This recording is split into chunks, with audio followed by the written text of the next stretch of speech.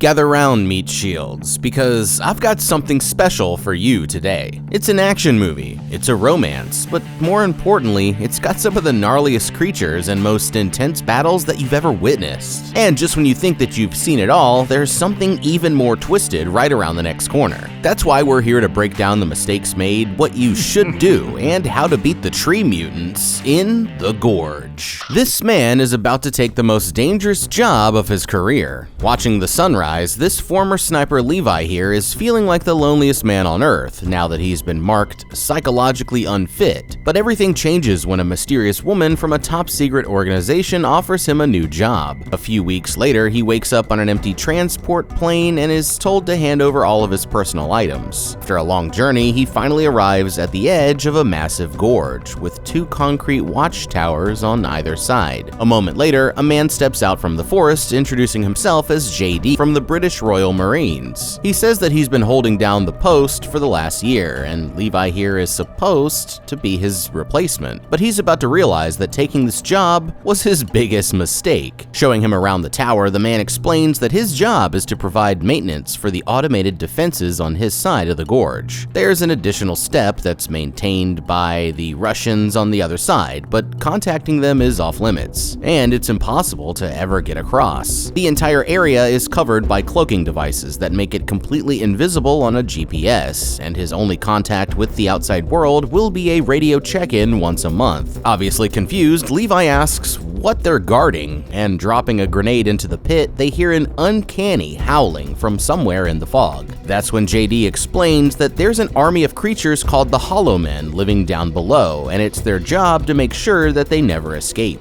Leaving him at the tower, the man hikes to the meeting point where a chopper comes to pick him up. But as soon as he confirms his identity, his rescuers shoot him dead in cold blood, letting his body drop down into the valley below.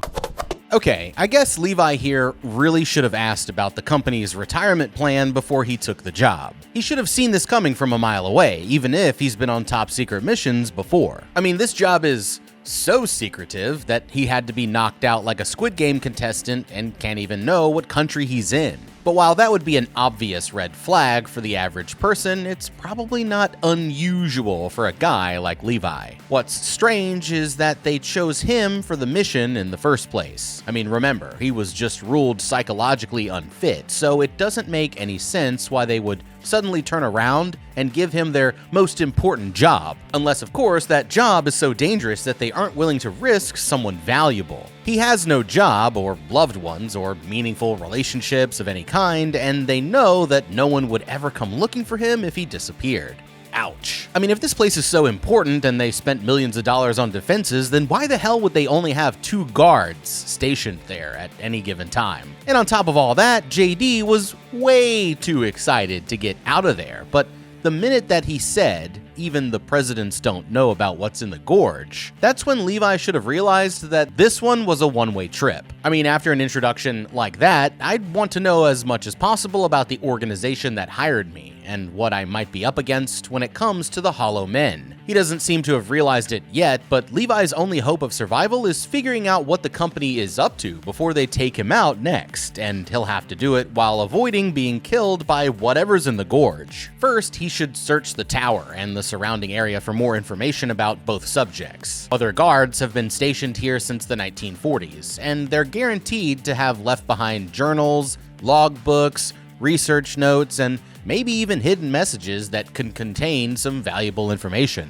He needs to learn as much as he can about the Hollow Men, like what they are, what they want, and the best methods for killing them, and then set up his weapons and defenses so that he'll be ready when they show up. He can even use a thermal scope or send down a drone to observe them in their natural environment and find out more about their behaviors. Besides that, one thing I'd do now is prepare a go bag with enough supplies to last for a few weeks. Not only would this help him if the place gets overrun, but it would also be good to have if he ever finds out the truth about the company. And then, if the time comes that he ever needs to bail, it should be easy enough for Levi to use his survival training to escape into the mountains and disappear.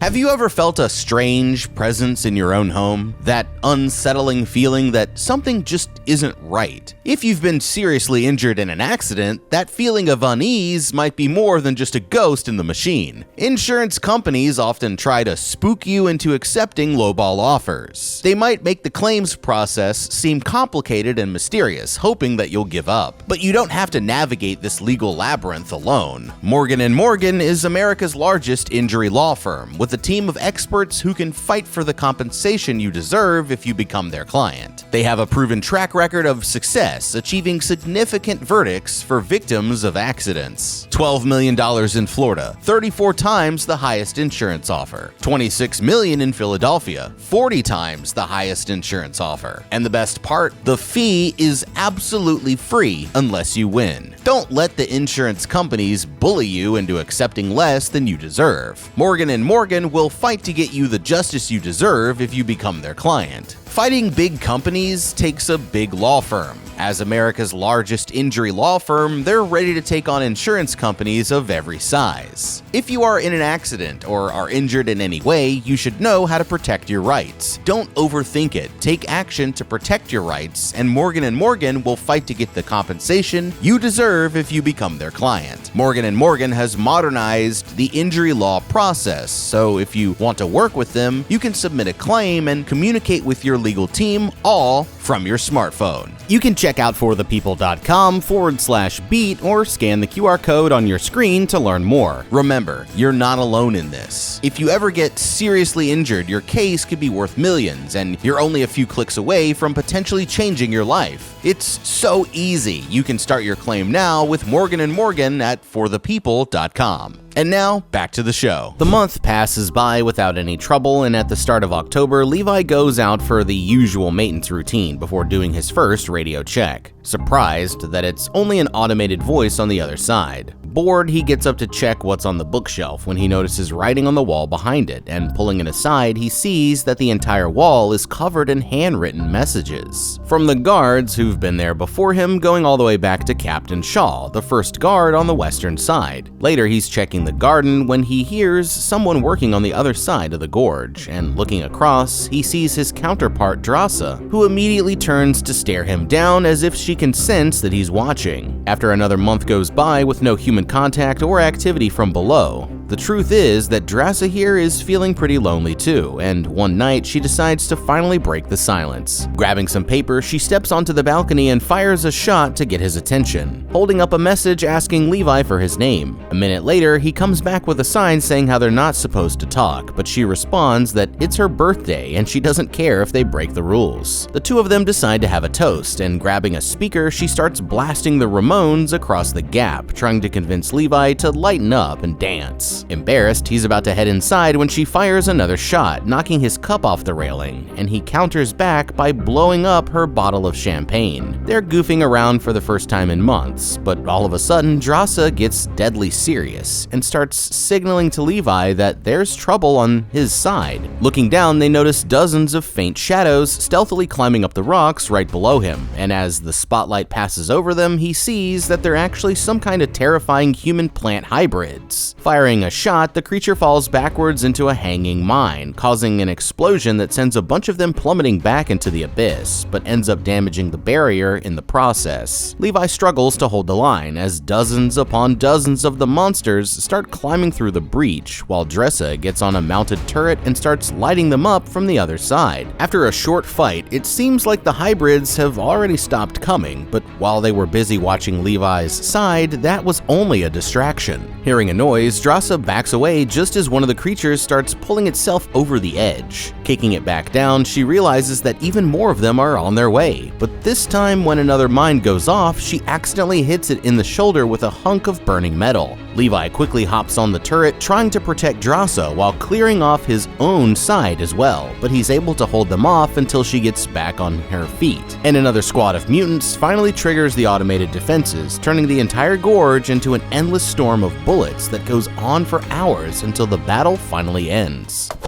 Okay, that was absolutely crazy. These two are some of the most badass people on the planet, yet they barely survived their first fight, and they still have to make it the rest of the year. So it's time to give the flirting a break and start taking their survival here a little bit more seriously. It may have been a close battle, but every fight is an opportunity to learn more about the creatures. Now that we've seen them in person, we know that they're some kind of human-plant hybrid species, which implies that they'll have enhanced durability and regenerative abilities, which would make them harder to take down. Not only are they incredibly strong, agile, and stealthy, but they're intelligent enough to use stealth to their advantage by creating opportunities for themselves. Their approach of attacking Levi's side first and then sneaking up on Drassa while she was distracted shows a high level of tactical awareness, giving them the ability to form complex strategies, like testing for any weaknesses in the defenses that they can exploit. Also, it's worth pointing out that we never saw any trace of these things until Levi and Drassa here started making all kinds of noise. They went from no contact to blasting punk rock and firing off their guns like crazy. Then 20 minutes later, a platoon of tree people came knocking on their doorstep. And there is just no way that this is a coincidence. In the future, they need to avoid making tons of noise for unnecessary reasons, and just go back to talking with the whiteboards for now.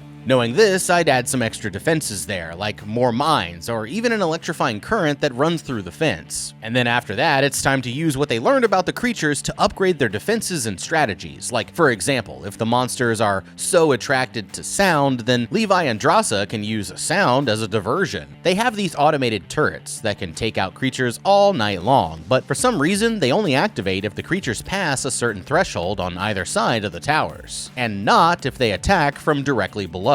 I would place speakers closer to these turrets, and during the next attack, use sound to lure the creatures in that direction, allowing the automated defense to do the brunt of the work while they deal with the stragglers. They each have an incredible armory with just about any weapon that they could choose from, but they're completely missing out on one of their strongest advantages, which is fire. Because of the creatures' plant-like biology, fire attacks would be extremely effective against them, so I would shift their focus to fire and chemical-based weapons instead, like incendiary rounds, flamethrowers, chemical sprayers loaded with herbal compounds, you know, the usual. They can even use drones to fly past and take out entire crowds of the tree people at once as they're climbing the wall, but you won't believe what Levi here is about to do next. Hours later, Levi is still keeping watch as she uses a first aid kit to clean up the wound. Crawling to her notepad, she holds up a message saying that was the best birthday ever, and they both share a laugh, feeling grateful to have just survived. In the morning, he's repairing the damaged defenses while Drassa watches his back through the scope of her rifle, when suddenly an ultra-futuristic drone rises up from the mist and takes off at the speed of a rocket. It's the first time that it's not just the creatures they have to worry about. As the months go by, the two of them start getting more and more attached every day, playing chess and looking for each other every time they're on patrol. On Valentine's Day, he sees Drassa crying on the balcony because she knows that her father, who was suffering with terminal cancer, said that he was going to die today. Holding up the notepad, she says that she wishes they could actually be together. And frustrated, Levi decides that he's going to find a way across the gap.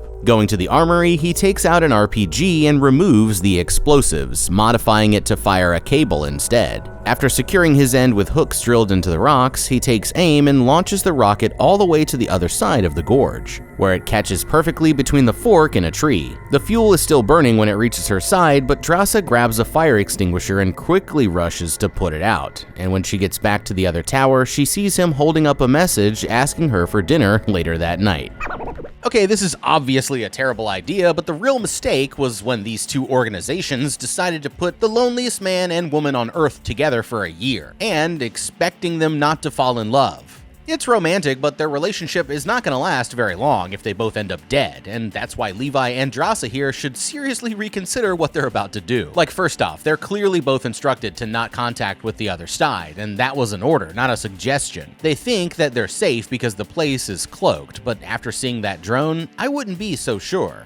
I mean, another assault could happen at any moment, but if we're going based on past patterns, then they're most likely to attack just after dark, which is exactly when these two would be having their dinner date. I mean, as far as they know, they only have to survive a few more months before they can meet up when this is all over, but in a moment, this relationship is headed for disaster. Getting ready for his big date, Levi shaves off his beard and picks a bouquet of flowers before hooking himself to the line and sprinting towards the edge of the cliff.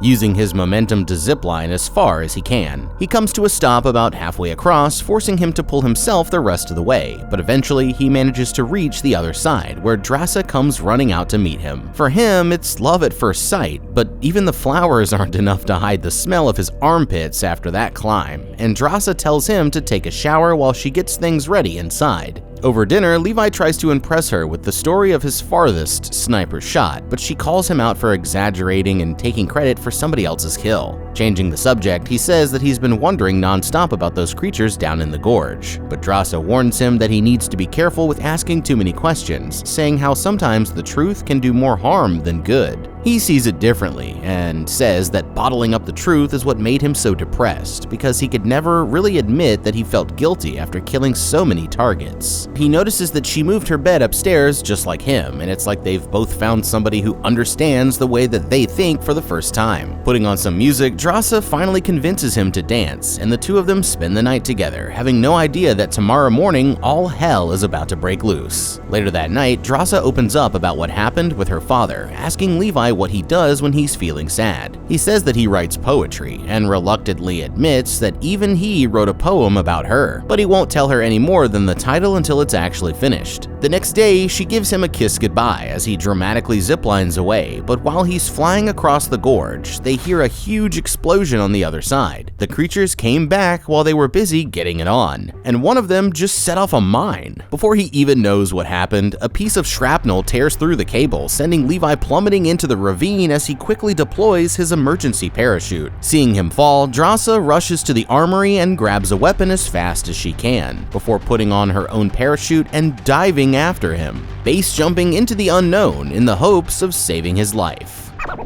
Okay, well, Levi, I hope it was all worth it, because it looks like it might be a little while before you get a second date. On the bright side, there should be plenty of tree people down there looking to keep you company, so at least you won't be lonely for very long. But it's obvious to anybody with a brain that crossing the gorge was a totally moronic decision, so while you're plummeting to your death, maybe you should take some time to think about all the ways in which you just f***ed up. The truth is that you never should have taken this job in the first place, because when a top secret organization tries to hire you completely out of the blue, it's always safer to politely just say no thanks. I mean, as a professional hitman yourself, you should have known that the only way out of that career path is in a body bag. And that's exactly why you should have just stayed retired when you had the chance. This whole time, both of you have been way too nonchalant about the fact that there are literally thousands of biological monstrosities right below you, waiting to rip you a new asshole at the first opportunity. You just found out that there's an entire geographical area of the planet that's been erased from the history books because of the army of tree demons that lives inside. And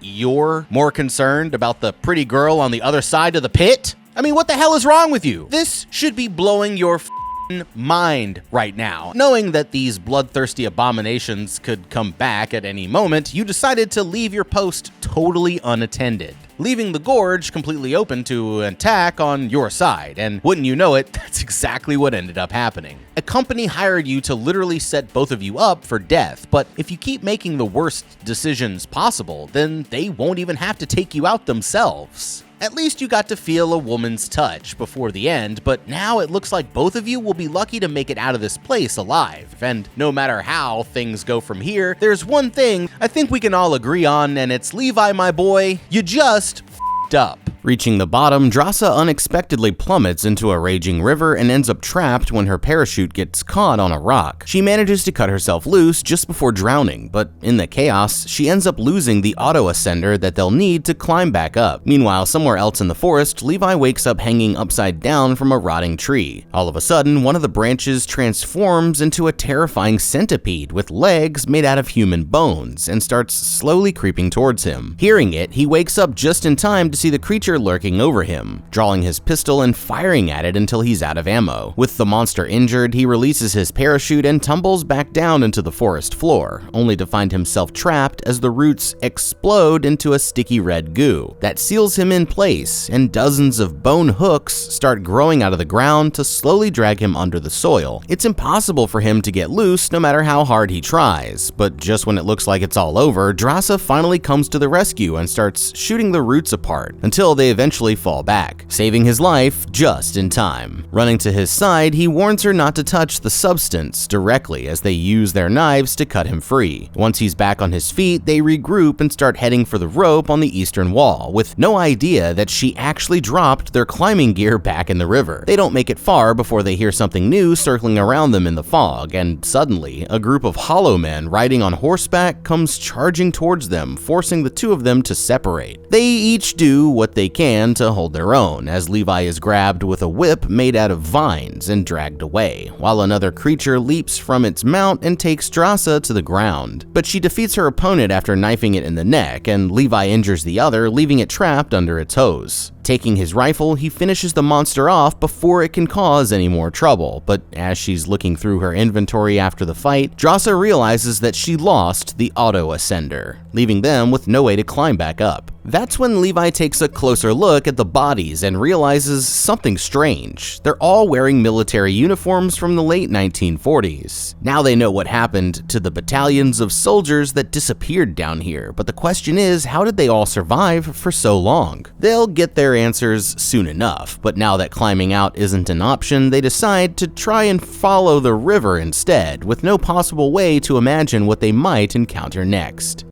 Okay, this gorge is even more dangerous than they first thought. It's no longer just the hollow men that they have to worry about, but now they have to navigate through an entire ecosystem of bizarre and terrifying creatures, where even the trees want to eat them alive. Move over to Lord of the Rings. Most people would be totally screwed right now, but remember, Levi and Drasa here are trained survivalists, and they actually have a pretty solid plan. Even though they've lost their auto-ascender and can't climb back out of the gorge, they've decided that their best bet is to follow the river instead. And I mean, this is a great idea because rivers naturally follow the path of least resistance, and using it as a guide will make it much easier for them to navigate here in this dark, unfamiliar environment. It's not like there are any guarantees that will lead them out though, but it's their best chance when they don't have any other options. So, with any luck, it'll eventually lead out of the gorge or to a place where they can climb up more easily. And since they seem to be both in excellent physical shape, it should be no problem for them to keep going until they can find an escape point. With that being said, there's another possibility that they're both missing here, and it has to do with that mysterious drone. The way that it rose up and flew away suggests that there might be hidden infrastructure here in the gorge, like launch pads or possibly even an entire secret facility that they don't know about yet. And finding where it came from could be critical for their escape. So as they're traveling, they should keep an eye out for any signs of man-made structures like exposed pipes, grates, or vents, power lines, the sounds of distantly humming machines, or even an increased density in the mist caused by underground cooling systems. Like at nighttime, they might spot artificial lights in the distance or thermal emissions from the machinery. The simplest strategy is to just keep an eye out for the drone itself and then follow it to wherever it lands. These places could have critical ammunition, medical and survival supplies, or more information about what the hell happened here, and what these creatures really are, and most importantly, an emergency exit, some replacement climbing gear, or even a vehicle that they could use to escape. Of course, they'll still have to deal with the creatures themselves, but these recent encounters can help them adjust their strategy. Knowing that they're from the Lost Platoon means that there are literally thousands of them down here, so their best chance is to remain unseen, and avoid getting into any more fights unless absolutely necessary. I mean, once again, it looks like the sound of gunfire drew the horse riders in, so they need to stay as quiet as possible at all times. One thing that both the Hollow Men and the Centipede have in common is a sort of natural camouflage from their plant hybrid biology. Levi and Drasa should mimic this, using mud, dirt, and foliage to help them blend in with the surrounding environment. When the riders first attacked, their strike came from a direction that neither of them were facing, and he ran right through the middle as a way to split them up. They clearly want to separate the two of them in order to make them easier targets, so Levi and Drasa need to stay as close to each other as possible, and keep an eye out for any potential ambush points or obvious traps. On the surface, they had a borderline unlimited amount of ammo, but now they're working with a limited supply, so they should only use their weapons when they absolutely have to, and try to find any supplies in the gorge that can help when theirs start to run low. As they walk further south, the trees of the forest start to look more and more more like mutated human skeletons until eventually they come to the edge of an entire abandoned town. It looks like your average neighborhood from back in the 1940s, with houses, shops, and even a movie theater that are all overgrown with giant fleshy vines. Just then, they hear some more of the creatures headed their way and quickly decide to take cover inside of a nearby church. Slamming the door behind them, they notice that this place used to be locked from the inside, and as they look around, they realize that it's full of the skeletons of the people who chose to come there in their final moments. The problem is, bodies mean creatures, and that's when they hear something scuttling around the edges of the room. Suddenly, a swarm of spiders made from human skulls start dropping down from the ceiling and trying to overwhelm them, forcing them to regroup and run for the door. At the same time, a group of hollow men bursts in, and while Levi is fighting for his life, one of them rushes forward and shoulders Drasa into the altar, trying to impale her with the branches sticking out of its head. Luckily, the two of them manage to fight them off, and with the front door blocked, Drasa uses her grenade launcher to blow a hole straight through the back wall, creating a path for them to escape. Needing a new place to hide, they quickly run to the Gorge wall where they find a secret military bunker built into the side of the cliff, and with no other choice, they decide to take cover inside. Inside the bunker, they find that the hallway is already blocked off, and they have to crawl around the barricade to get any deeper into the tunnels. The farther that they go, they see that almost every inch of the place is covered in those disgusting fleshy growths, until they eventually come to a lab where it looks like all of this might have originated from.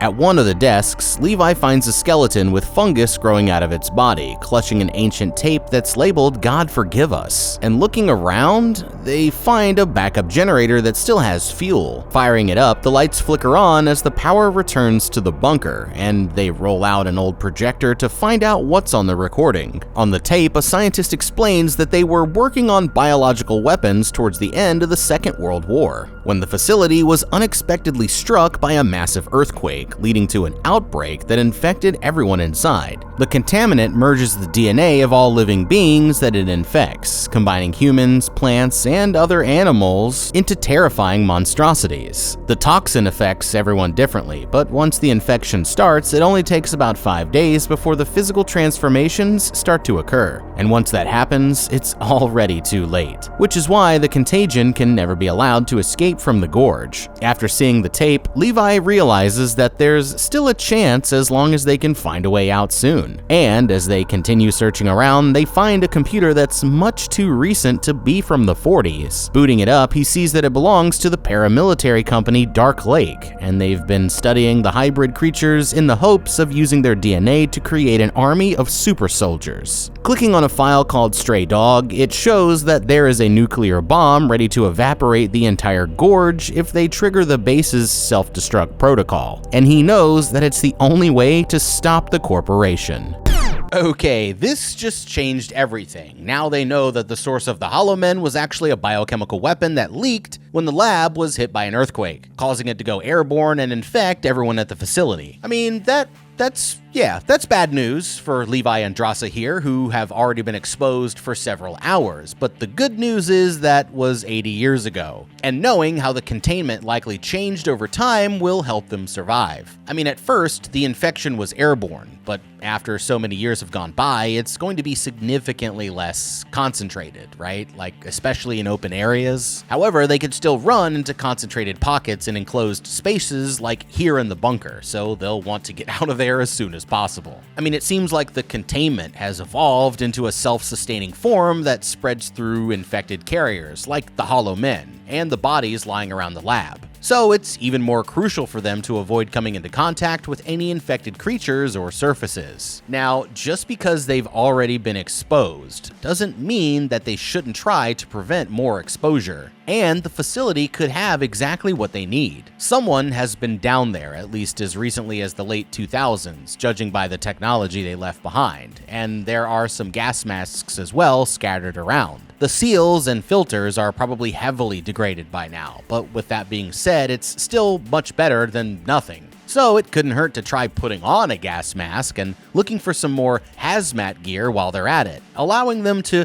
shield themselves from the infection as much as possible. Last, but definitely not least, it's important to remember that these scientists must have had a way to get back to the surface. Whether that's an emergency exit, vehicles, climbing gear, or even just a map showing the best escape route. And if I were them, then I'd be keeping my eyes open for any new opportunities that might show up. As they're preparing to head back outside, Drasa mentions that she left her ammo bag by the entrance, but now it's completely disappeared. Opening the door, they see it lying in the open like bait to lure them into the fog, so they decide to throw out some smoke grenades and make it just as hard for the monsters to see them. Everything stays quiet until Drasa reaches down to grab the bag, but as soon as she goes to lift it, a rope catches around her foot, knocking her down as one of the horse riders starts dragging her away. She struggles to get free, but eventually gets knocked out when she strikes her head on a branch, and there's no way for Levi to catch up as they disappear into the woods. Chasing after them, he eventually comes to the edge of an enormous missile silo, where the monster has taken Drasa prisoner in its lair deep underground. Twisting a broken tree branch that was stuck in her side, it crouches down to lick some of the blood before turning back to cook her alive, but as soon as it gets done, she kicks it away and uses the momentum to launch herself free. Hitting the ground, she charges forward and grabs a broken piece of metal, using it to fend the creature off. But this one is strong, and even her best attacks can't seem to slow it down. That's when it pulls out a cavalry saber and starts taking powerful chops straight for her head, but she uses a flaming branch to fight back, holding it off until Levi finally gets there and takes it down for good with his rifle. As he checks the body, he realizes that this was Bradford Shaw, the first guard on the western side. Making their way back towards the exit, they come to a giant chamber where hundreds of human bodies have all formed into one enormous pulsating mass of vines that stretch all the way up to the surface. Their only choice is to follow the catwalk straight underneath it, but as they're creeping through, Drasa accidentally steps on one of the vines, and suddenly,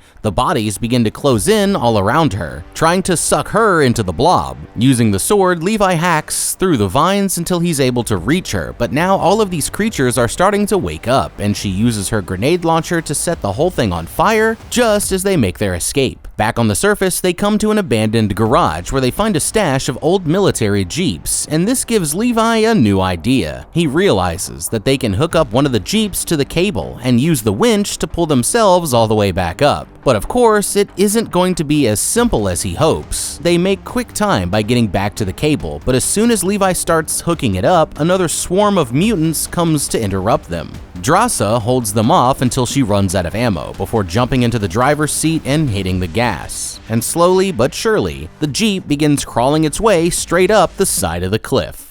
Okay, this was actually an incredibly smart plan by Levi here, and they're only a short distance away from being home free, but there was at least one other opportunity that they missed in order to make this plan even better. Starting the Jeep was guaranteed to cause a ton of noise, and we already know that's going to attract a large crowd of monsters. These two have been holding their own until now, but they're officially out of ammo, and this is when fire would have been their best friend. These Jeeps don't run on regular gas, they run on propane, which, as Drasa pointed out earlier, has virtually no expiration date and never degrades over time as long as it's stored properly. Knowing this, I would have taken the fuel from the other Jeeps and used it to craft torches, Molotov cocktails, flaming arrows and spears, or even homemade flamethrowers to use against the tree mutants when they inevitably showed up. This would have given them a perfect backup strategy for when their ammunition ran out. And if they were really creative, then they could even have spread the fuel in a perimeter around the cable ahead of time, creating a makeshift fire fence that would force the creatures to scramble up the walls and attack from the sides, preventing them from grabbing onto the cable. In just a second, you're gonna see exactly why doing that would have been so important, but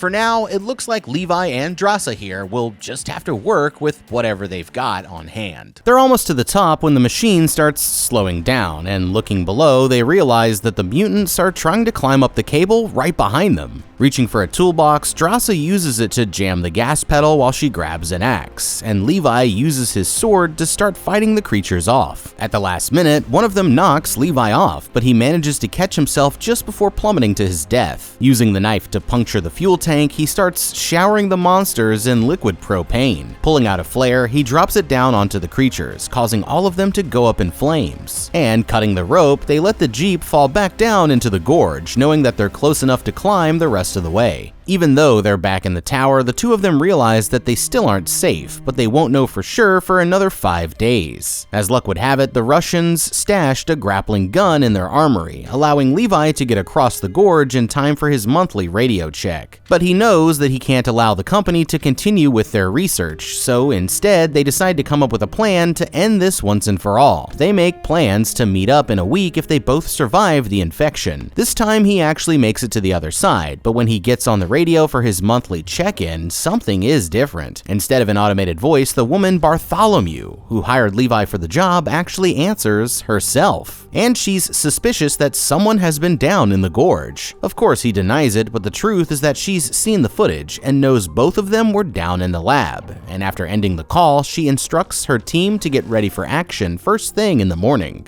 planning to go there and kill the two of them herself. The next day, Levi and Drasa each walk along their sides and place a trail of explosives on all of the cloaking devices, knowing that it's only a matter of time before the mercenaries show up. Taking out her notepad, she writes down a message saying that she loves him back, but just then they see that the Dark Lake helicopter is approaching, and Levi shouts across at her to run for her life. Landing at the tower, the mercenaries find no trace of Levi or Drasa at either of their posts, and realizing that they're working together, they deploy a squad of flying drones equipped with miniguns to hunt them down. The drones find Levi first, opening fire on him as he dodges through the forest, but when one of them shoots down a branch that knocks him off of his feet, he's able to take it down by firing back with his pistol. Drasa takes cover behind a tree and hits one of them in the motor with her rifle, causing it to spin around and friendly fire its ally as they both crash out of the sky. And taking aim, Levi drops the final one with a well-placed shot, but the battle is not over yet. Finally, they each reach a particular location high on the mountainside above the gorge, and while they're getting prepared for the next part of the plan, Bartholomew discovers Levi's final message written on the wall of the tower, saying how he's going to reveal the truth about what the company has been doing there. Just then, Levi and Drasa each take their shots, triggering a chain reaction that blows up each of the cloaking devices one after another. The gorge is now public information, which means that the failsafe protocol was automatically activated, and as the air raid sirens start going off, the woman realizes that they only have 2 minutes to get out of there before the entire valley is nuked out of existence. Panicking, they scramble to their chopper while Levi and Drasa each run as fast as they can to make it out of the blast zone. All of a sudden, the timer hits 0 and the nuclear bomb drops, causing a massive explosion that sends the chopper spiraling into the cliff, killing everyone aboard. As the shockwave reaches Levi, he dives into a pool of water just in time, while Drasa watches from a distance with no way to tell if he made it out alive.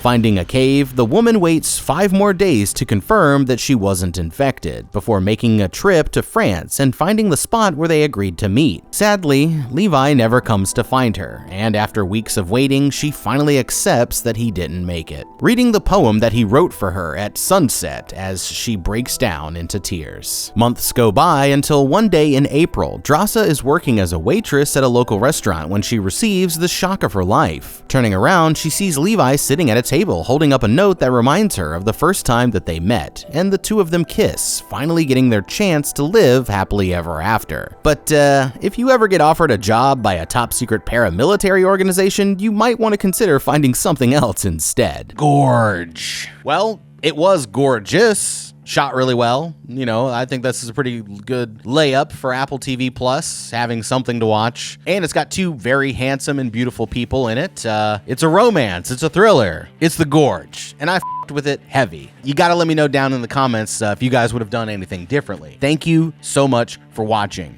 Leave a like and subscribe, and check out that How to Beat playlist for more videos just like this one. I'm the guy. We'll see you in the next video, and have a damn good day.